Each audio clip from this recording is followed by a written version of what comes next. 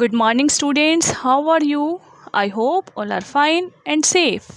Students, today we are going to continue our chapter number 6, that is insects. Student, yesterday we have discussed about harmful insects and we have discussed insects, disease spreading insects.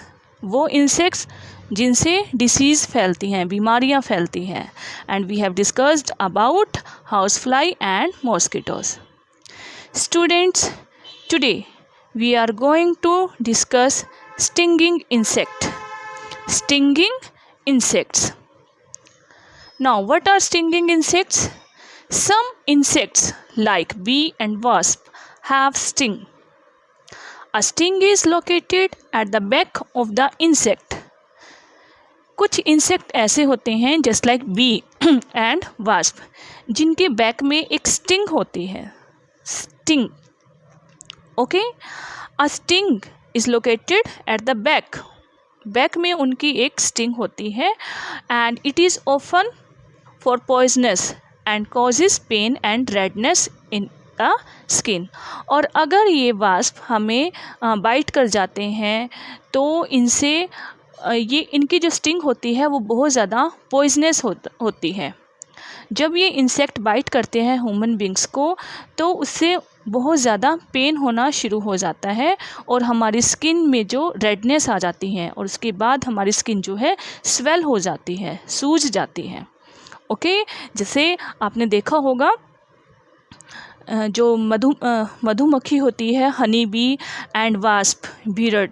Okay, तो इनके back में, ये back में जो है छोटी सी, this is sting. Honey bee के बैक में भी ये छोटी सी जो है that is a sting. Okay, जब ये कट करती है तो ये स्टिंग मीन्स डंक जिसे हम बोलते हैं, इनका जो डंक होता है, स्टिंग होता है, वो हमारी बॉडी में एंटर कर जाता है. ओके, और उससे हमें ईचिंग फील होने लग जाती है, पेन होने लग जाता है. ओके, हमारी स्किन रेड हो जाती है जहाँ पे ये बाइट करती है, जहाँ पे इनका स्टिंग लगता है, और उससे हमारी जो स्किन है स्वेल हो जाती है, वहाँ पर सूजन आ जाती है. Okay, so these are very harmful insects. Now, we are going to discuss spider and its web. Spider is not an insect. As we know, insects have 3 pairs of legs, but spider have 4 pairs of legs. Insects के 3 pairs of legs होते हैं, means 6 legs होती हैं, but spider के 4 pairs होते हैं, means 8 legs. Now just count 1, 2, 3, 4, 5, 6, 7, 8. So, spider have 8 legs. Spider catches various insects for its food. Spider अपने food के लिए इंसेक्ट्स को कैच करती है, पकड़ लेती है. Okay? Spider secretes a liquid from its mouth, which changes into a very thin thread. When it comes in contact with air, it weaves this thread into a web. Spider के मुंह से एक liquid निकलता रहता है, liquid secrets होता रहता है, और जब वो लिक्विड एयर के कांटेक्ट में आता है तो उससे थ्रेड बन जाता है. ठीक है, और उस थ्रेड से स्पाइडर जो है अपना वेब बनाती है. वेब मीन्स जाल. Just look at the picture. In this picture a spider is making its web. spider मकड़ी ने अपना वेब बना लिया है, जाल बना लिया है. okay, the thread is so thin that insects can't see the web. ये जो थ्रेड होता है ये इतना थिन होता है, इतना बारीक होता है कि इंसेक्ट्स को ये नज़र ही नहीं आता. और जब इंसेक्ट्स आते हैं वो इसमें ट्रैप हो जाते हैं, फंस जाते हैं, और फिर स्पाइडर इनको खा जाती है. The thread is so thin that insects can't see the web. They get trapped in this web and are eaten by the spider. Trap means फंस जाना, जाल में फंस जाना. Trapped in this web, web में फंस जाना. ओके, और इस तरह से जो स्पाइडर है वो इंसेक्ट्स को अपना फूड बना लेती है. Okay student, so it's also harmful. Now saving our cells from harmful insects, हमें अपने आप को हार्मफुल इंसेक्ट से कैसे बचाना है? We can save our self by using some natural methods and then by using some chemicals. Firstly by using natural methods. Number 1, neem leaves, oil and kerosene oil. By using neem leaves, नीम के पत्ते, नीम oil, नीम का तेल, और kerosene oil, मिट्टी का तेल. Okay, look at this picture. This is a picture of Neem leaves, dried neem leaves.